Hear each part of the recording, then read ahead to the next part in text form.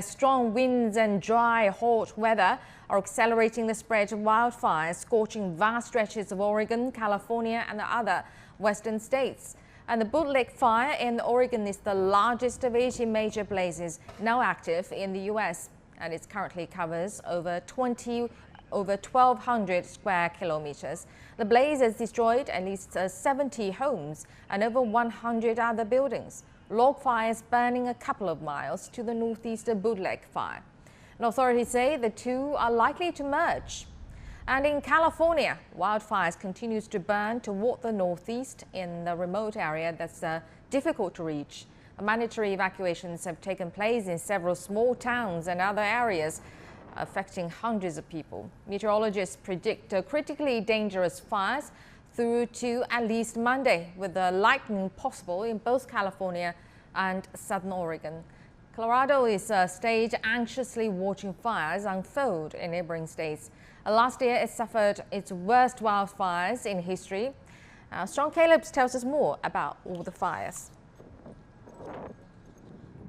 Aptly named, the East Troublesome Fire roared through Grand County, Colorado last October. All these blackened trees are dead. Eventually, they will fall, and from a distance, they look like discarded toothpicks. It is the second largest wildfire in the state's history.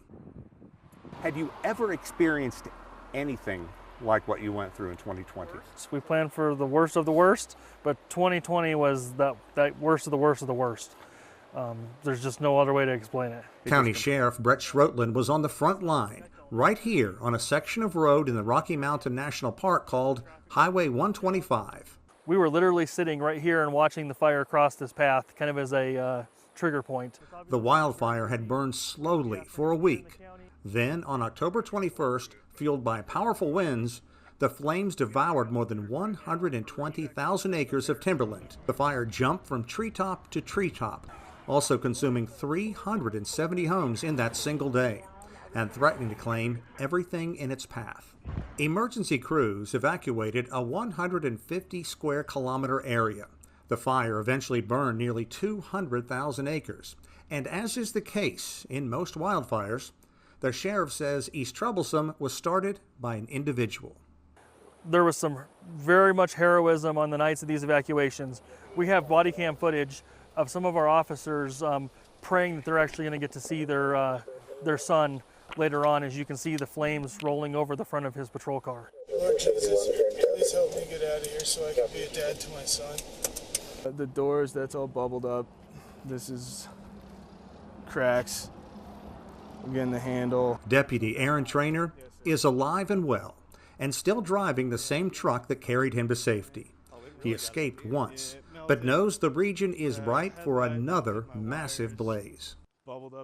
Have you ever seen it this dry, it's just bone dry? There's no other way to describe it. Yeah, absolutely. In my entire life, I've never seen it like this. And you know, growing up, we would have a break there, August, September, where it would get kind of dry.